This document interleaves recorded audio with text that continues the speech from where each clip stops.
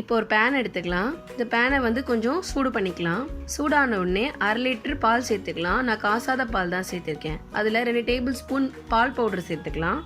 சேர்த்த உடனே நல்லா கட்டி இல்லாமல் கலந்து விட்டுக்கோங்க. இந்த மாதிரி இப்போ பால் நம்ம 10 நிமிஷம் கொதிக்க விடலாம் திக்காகிறதுக்காக. இதில் 5லேருந்து 6 டேபிள் ஸ்பூன் மில்க்மெய்ட் சேர்த்துருக்கேன். அதாவது கண்டென்ஸ் மில்க் சேர்த்துக்கலாம். இது ஸ்வீட்னஸ் தரத்துக்காக. இப்போது 2 டேபிள் ஸ்பூன் அளவுக்கு கார்ன்ஃப்ளவர் மாவு எடுத்திருக்கேன். அதில் 5லேருந்து 6 டேபிள் ஸ்பூன் அளவுக்கு தண்ணி சேர்த்துருக்கேன். அதாவது 2 டேபிள் ஸ்பூன் கார்ன்ஃப்ளவர் மாவுக்கு 5லேருந்து 6 டேபிள் ஸ்பூன் அளவுக்கு தண்ணி சேர்த்துருக்கேன். இப்போது ஸ்பூன் வச்சு நல்லா கலந்து விட்டுக்கோங்க. இந்த மாதிரி கட்டி இல்லாமல் கொஞ்சம் திக்காகவே கலந்துக்கோங்க. ரொம்ப தண்ணியாக இருக்க வேண்டாம். இந்த மாதிரி பதத்தில் கலந்து வச்சுக்கோங்க. இப்போ கரைச்சி வச்ச கார்ன்ஃப்ளவர் மாவை நம்ம பாலில் சேர்த்துக்கலாம்.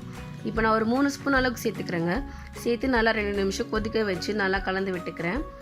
கலந்து விட்டதுக்கப்புறமா நமக்கு இன்னும் திக்னஸ் கிடைக்கல. இப்போ நான் ஒரு 5லேருந்து 6 ஸ்பூன் அளவுக்கு சேர்த்துக்கிறேங்க. நான் வந்து ரொம்ப பெரிய டேபிள் ஸ்பூன் அளவுக்கு சேர்த்துக்கல, சின்ன ஸ்பூனில் தாங்க சேர்த்துக்கிறேன். ஒரேடியாக சேர்த்தா நமக்கு திக்னஸ் அதிகமாகிடும். ஓவர் திக்காக இருந்தால் நமக்கு பால் நல்லா இருக்காது. ஸோ மீடியம் திக்னஸ் இருக்கட்டும். இப்போ கலந்து விட்டுட்டேங்க. கலந்து விட்டதுக்கப்புறமா திக்னஸ் கிடைக்கல. நம்ம கரைச்சி வச்ச மொத்த கார்ன்ஃப்ளவர் மாவை சேர்த்துக்கலாம். நம்ம கரெக்டாக இருக்கும். இப்போ நான் 5லேருந்து 6 ஏலக்காய் எடுத்திருக்கேங்க. அதை வந்து பவுடராக்கி வச்சுருக்கேன். அது 1 டேபிள் ஸ்பூன் அளவுக்கு நான் பாலில் சேர்த்துருக்கேன். சேர்த்து நல்லா கட்டி இல்லாமல் கலந்து விட்டுக்கோங்க. இந்த மாதிரி முந்திரி எடுத்துக்கோங்க. அதை நான் துண்டு துண்டு நறுக்கி வச்சுருக்கேன். அதை நான் ஒரு கையளவுக்கு சேர்த்துக்கிறேங்க. அப்புறம் பாதாம் எடுத்துக்கோங்க. அதையும் துண்டு துண்டாக நறுக்கியிருக்கேன். அதையும் நான் ஒரு கையளவுக்கு சேர்த்துக்கிறேங்க. இப்போ நம்ம பால் வந்து ரெடி ஆகிடுச்சுங்க ப்ரெட்டுக்கு. இப்போ ப்ரெட் எடுத்துக்கோங்க. நமக்கு எந்த ஷேப் வேணாலும் நம்ம ப்ரெட் கட் பண்ணிக்கலாங்க. நான் இப்போ ரவுண்ட் ஷேப்பில் கட் பண்ணணும்னு சொல்லி நான் ரவுண்ட் கலர் கட்டர் எடுத்திருக்கேங்க. எடுத்து நம்ம ப்ரெட்டுக்கு நடுவில் வச்சு அதை ப்ரெஸ் பண்ணாலே போதுங்க. நமக்கு ரவுண்டாக கட் ஆகிடும். ரொம்ப கார்னரில் வைக்காதீங்க, ஏன்னா நமக்கு எட்ஜ் பீஸ் வேண்டாம். ஸோ சென்டராக ப்ரெட்டுக்கு நடுவில் வச்சு கொஞ்சம் ப்ரெஸ் பண்ணிங்கன்னா இந்த மாதிரி நமக்கு ரவுண்ட் ஷேப்பில் கட் ஆகி வருங்க. அவ்வளோதாங்க. இந்த மாதிரி ரவுண்ட் கலரில் நான் கட் பண்ணியிருக்கேன். நான் வந்து பார்த்திங்கன்னா இப்போ ஒரு 6லேருந்து 9 பீஸ் அளவுக்கு நான் கட் பண்ணியிருக்கேன்.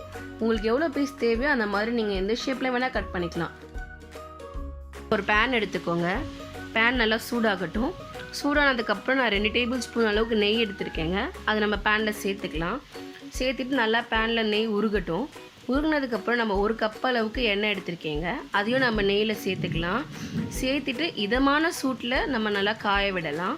ரொம்ப ஹீட்டாக இருக்க வேண்டாங்க. மீடியம் ஃப்ளேம்லேயே வச்சு நல்லா இதமான சூட்டில் வச்சுக்கோங்க. இப்போ நம்ம கட் பண்ணி வச்சுருக்கோம் இல்லையா ப்ரெட்டு, உங்களுக்கு எந்த ஷேப் வேணாலும் நீங்கள் கட் பண்ணிக்கலாங்க. நான் வந்து இன்றைக்கி சர்க்கிள் ஷேப்பில் கட் பண்ணியிருக்கேன். நீங்கள் ட்ரையாங்கிள் இல்லை ஸ்கொயர் அந்த மாதிரி கட் பண்ணிக்கோங்க. கட் பண்ணிவிட்டு நல்லா மீடியமான ஃப்ளேமில் தான் எண்ணெய் இருக்கணும். அதில் நம்ம கட் பண்ணி வச்ச ப்ரெட்டை போட்டு நல்லா பொரிச்சு எடுத்துக்கோங்க. ரொம்ப பொரிக்க வேணாங்க, கோல்டன் ப்ரௌன் அளவுக்கு பொரிச்சா போதும். இப்போ ஒரு பேன் எடுத்துக்கலாங்க. அதில் 1 கப் அளவு நான் சர்க்கரை சேர்த்துருக்குங்க. அதே கப் அளவு நம்ம தண்ணி சேர்த்துக்கலாங்க. எத்தனை கப் சர்க்கரை எடுக்கிறோமோ அதே அளவுக்கு நம்ம தண்ணி சேர்த்தா போதுங்க. நல்லா கலந்து விட்டுக்கோங்க. சர்க்கரை நல்லா கரைஞ்சி ஒரு 10 நிமிஷம் கொதிக்க விடலாங்க. இந்த மாதிரி இப்போ நான் சுகர் சிரப் ரெடி பண்ணி வச்சுருக்கேன் இல்லைங்க. அதில் நான் ஆல்ரெடி ரவுண்ட் ஷேப்பில் ப்ரெட் கட் பண்ணி எண்ணெயில் கோல்டன் ப்ரௌன் ஆகிற வரைக்கும் பொரிச்சு எடுத்துருக்கேங்க.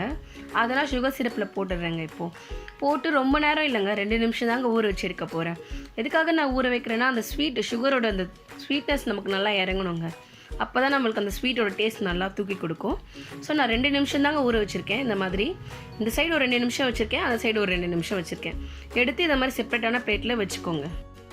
இப்போ நான் சுகர் சிரப்லேருந்து ப்ரெட்டு தனியாக ஒரு பிளேட்டில் வச்சுட்டேங்க. இந்த மாதிரி இப்போ நம்ம ஆல்ரெடி பாதாம்லாம் போட்டு பால் ரெடி பண்ணி வச்சுருக்கோம் இல்லையா, சுண்டை காய்ச்சி, அந்த பாலை நான் இப்போ ஊற்றிக்கிறேங்க ப்ரெட் மேலே. நான் இப்போ 2 கரண்டி அளவு பால் ஊற்றிருக்கேங்க. இந்த மாதிரி ஃபுல்லாக ஊற்றிக்கோங்க. நான் பாதாமை வந்து துண்டு துண்டாக நறுக்கி வச்சுருக்கேங்க. அதை நான் மேலே போட்டுக்கிறேன். உங்களுக்கு எந்தெந்த ட்ரை ஃப்ரூட்ஸ் வேணுமோ நீங்கள் எல்லாமே இது மேலே போட்டுக்கலாம். பிஸ்தா போட்டுக்கலாம், முந்திரி போட்டுக்கலாம், உங்களுக்கு என்ன விருப்பமோ போட்டுக்கலாங்க. அவ்வளோதாங்க, நம்ம சுவையான டேஸ்ட்டான ஷாஹி துக்கடா ரெடிங்க.